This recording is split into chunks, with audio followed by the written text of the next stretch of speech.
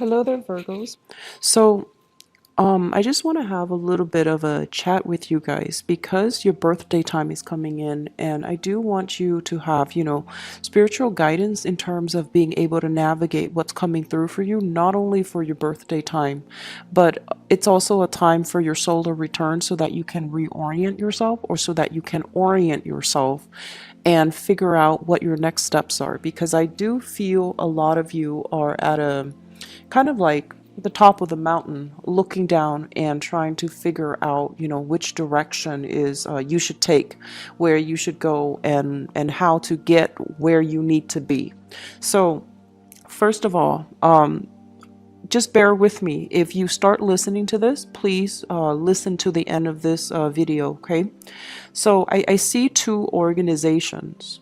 One organization has a very, very charismatic leader, and I feel like everybody that is working for that leader sees the vision, sees the passion, and sees, the direction that the leader is trying to move the organization, the company, the institution, the business. Everyone is kind of like very inspired by that leader. So they are pegging their dreams and their aspirations on this leader. And I feel like because they're doing that, once the leader decides, okay, well, I'm not happy here anymore, I'm going to find another group or another organization to galvanize, to inspire, and to, do something new. So as soon as that leader steps out of the picture, the rest of the organization is in disarray because they were pegging their dreams and their vision on that leader. And with the leader out of the picture, they don't know where they stand. They don't know what they're supposed to do. And so I feel like there is this disintegration because as soon as that figurehead is gone, everyone is just now has to, really dig deep within. What do I do now? Like no one is inspiring me anymore. So how do I motivate myself? How do I inspire myself? I feel for some of you, you're in a similar environment where I feel like there might have been a change in leadership, and everybody is just like, what do we do now? How do we secure our job position? How do we feel inspired again? How do we still, value the same things? Can we still continue to work here because the vision is no longer there? Okay. And then for others, there is another organization. And I feel like what it is the figurehead is a very transient position. So that means one person comes in and then, they do their stint for like 3-5 years and then they leave and somebody comes in. So it feels more like a rotation. But what's really good about this second organization is that everybody has a role, everyone has a purpose, everyone is like a cog in a wheel, and there is a purpose for everything. And so everybody is interchangeable. So that can be a good thing or a bad thing. But the point of it is because everything is, structured, rigid, and there's a place and there's a position for everybody. Everybody serves their function in that specific environment. And if you're missing one person, the cogs won't turn, right? And so it's like a well-oiled machine, and the figurehead is only there to conduct, is only there to make sure everything runs efficiently. And so I feel what's happening is if you're in that second stage, I feel like a lot of you would rather be in that second organization where it's like everything is efficient, productive, and there aren't any surprises. It's predictable, yes, but there aren't any surprises. Everyone has a place and everything is in its place, and everyone works together in order to, get things moving, get things rolling.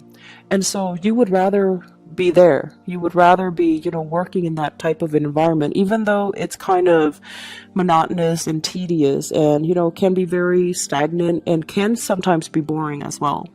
And I feel like one of the reasons why you are naturally drawn to that environment is because it's predictable and it's organized. But I feel like what position you're meant to be in is you have too many skills and too many, I want to say, too much experience under your belt. You're not meant to be a cog in the wheel. You're meant to supervise all of those pieces to make sure the machine is up and running. And so your job in this world and your life path overall is to be that one person, that conductor, that conveyor, that person that surveys the environment and make sure that everything is in its place, that everyone is where they're supposed to be, that everyone is working to their optimal, best, so that the environment is highly effective, it's highly, highly productive, it's run like a well-oiled machine. You're meant to be a conductor so that you can whip everything into shape and you can, fill in all those inefficiencies so that everything runs well. So I bring up these two ideas is because I feel like in the past you were pegging your dreams, your aspirations on somebody else. And I feel for some of you, it was mainly, having expectations from family, from your social environment, wanting to succeed. And I feel like success for you was never just accumulating a lot of money. I feel like you also wanted to have like that emotional satisfaction from the work that you do, either getting very positive reception for the work, job well done, or doing a job where you feel like, yes, I want to make money, but on the other hand, I do want to help other people as well. So I feel like you went into it kind of like, on the sidelines, wanting to make money, wanting to help others as well. And I feel like you're at a point right now where you really want to think about which organization you want to be in. Because I feel like for the past few years, a lot of you have come into the first organization where there was, that really passionate, charismatic leader. But everybody else, they lose that vision. They come in very, very passionate, very enthusiastic to get a work done. They believed in the vision.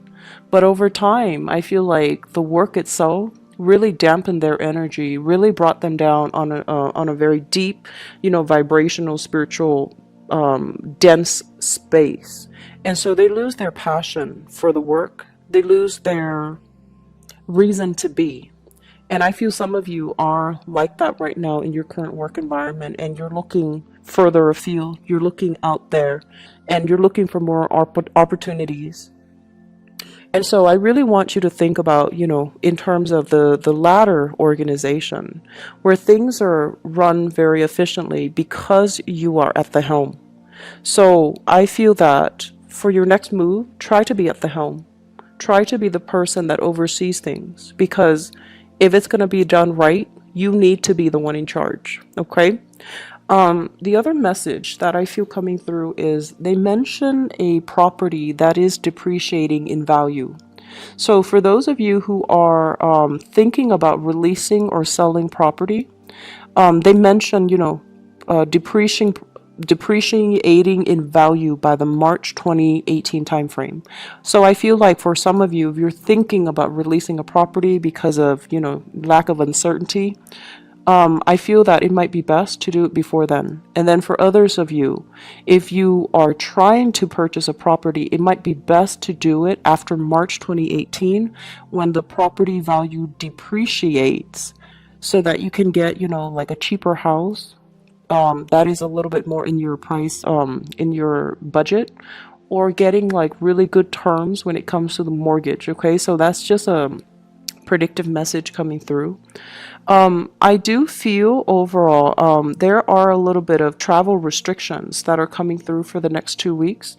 Be very, very careful when it comes to travel logistics. And, it is Mercury in retrograde, so I'm not surprised to see this, but I feel like for you guys, especially with Mercury being your ruler, just make sure that you have a backup plan, have a contingency plan, and especially like anticipate anticipate the delay. So that means bring a book, bring your laptop, kill time some other way so that you're not frustrated waiting for things to speed up. Okay, I feel overall in your relationship sector, things are looking very, very good. I feel like both parties are chipping in order to, really stabilize a relationship. And I do feel you and another person, you're like either a business partner or somebody that you are romantically linked up with. I feel like you are joining your bank accounts together as well. So I feel like this big pool that two people are drawing from, this pool of money that two people are drawing from. So it's like, what's mine is yours, what's yours is mine. So I feel like this sharing of financial burdens, fair sharing of financial resources, and feeling like you really trust and love and like care about your partner and wanting the best for them. They mention news coming in afar regarding health, okay? A male figure regarding health. For some of you, this can be like, I'm seeing a big age difference between you and the male figure that has some health issues. So could be father, grandfather, uncles, like a huge age difference.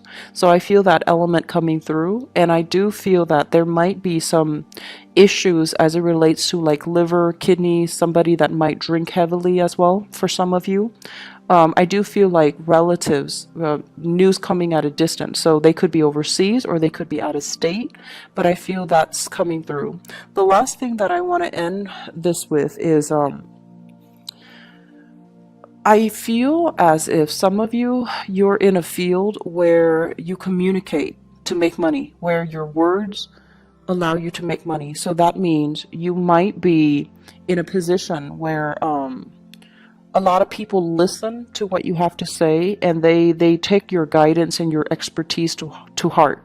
So that means you have to be extra careful about how you word things. You have to be extra careful when it comes to using politically correct language, for example, and you have to be extra careful about what you are putting down on paper. Like if you're writing, for example, what you're putting down on paper, how long those, the written words, the written messages will be around, because I feel like there is possible room for others to scrutinize you. They might say like, well, you say this now, but 2 years ago when you wrote this article, you did this, you said this.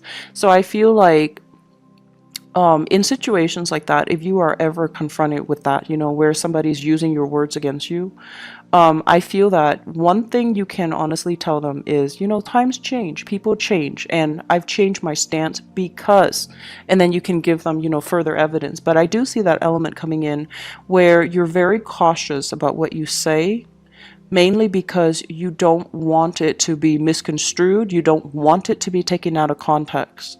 And I feel like, it's a really good month for you to continue to do that. It's going to feel a little bit stressful, but as long as you maintain that sense of decorum, as long as you maintain that kind of like poker face demeanor and being very, very methodical, strategic about what you're saying, I feel like it's going to be in your greater interest. Okay, so we have Mercury in retrograde, and I want you to be especially careful about not losing your temper, about being very calm and collected when you communicate. And I also want you to just know the energy for the Mercury retrograde. However, the effects of it can be felt 2 weeks before and 2 weeks after. So just be very careful. All right. So Virgos, I do wish you the best for your birthday time, and I'll be back next month. Take care. Bye bye.